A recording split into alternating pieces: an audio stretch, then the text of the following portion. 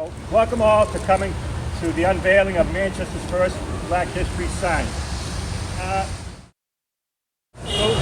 This first sign on the Black History of Manchester is called the Underground Railroad.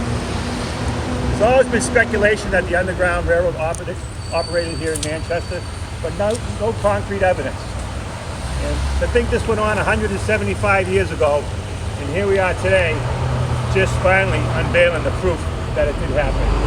I think that's kind of cool, and it's way too long for it to happen.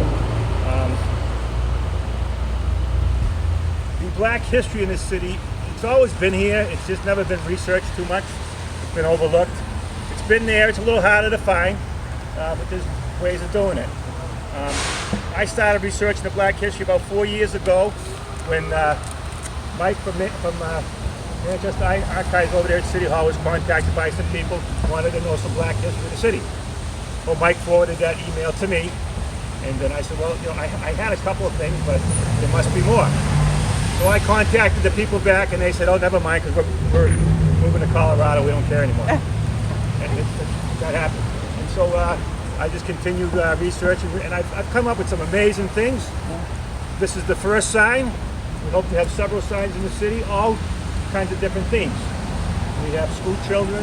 We have the first graduates at the high schools. We have the barbers. In 1850, there were 15 black barbers that were operating right around these two blocks right here. We have veterans of the Civil War, veterans of the Revolution. We have landowners, black landowners. Back in the 1700s, we had black landowners here when Manchester was called Dairyville. And even more, we have the first black female property owner. She'd be our third sign. She had 3 pieces of property, and she sold her assets, and all the money went to colleges in the South. Things that just weren't known too much around, in the history. So to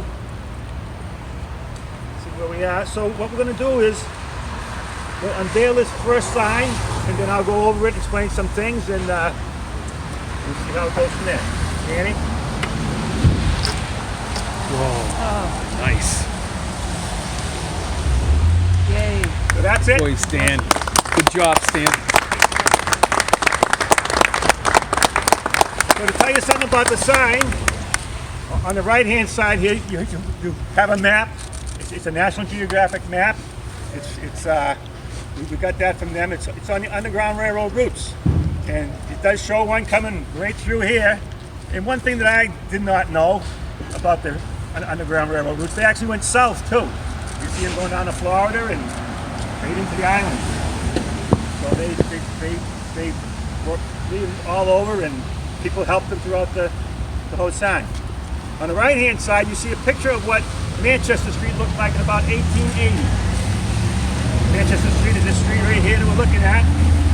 Now, when the Underground Railroad happened here, it happened between 1844 and 1858. These buildings weren't there, but it's a fairly good example of what it looked like in 1880. In 1840, 1850, the buildings were probably wood, and they're all gone. There was a woman that lived there named Anne Banford, and she helped 42 slaves on their way through Manchester, on their way to Canada. And her name was Anne Banford, and she lived up on Manchester Street. She also lived on Merrimack Street. She lived on the west side. Now, all well and good. Can we prove this? We have all the evidence to prove this. We have U.S. Census showing her living here. We have Manchester books showing that she lived here. She was living with her son-in-law, Warren Green. This all comes from a newspaper article that came out in 1902. There's a lot of dates here, so it's hard to follow. The newspaper came out in 1902.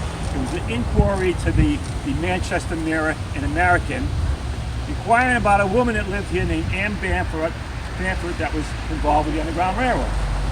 Okay, that's just a news article. So like I said, we went and confirmed everything on it. On the right-hand side here, you'll see a QR code. First time I ever made one of them. It actually works. And you hit that QR code, and that QR code will take you to a Facebook page, which will have all the documents there and what you need to know. And they'll also have some stuff on there on our future sign, things like that. This sign was paid for by private donations at no cost to the city. And the next sign I want to do will be over by Veterans Park by the Welcome Center, outside the park. And that will be on a little slave boy that was brought here from Fredericksburg, Virginia. That some Civil War veterans brought home with them. And he was placed in school here, and he was a good student, but he died very young. And he is buried in Pine Grove Cemetery, and on his cemetery it says "Born a Slave." And that really got my curiosity going, and trying to figure out what the story was. That I had a lot of help from people to find out that story. Mike was big in helping me out.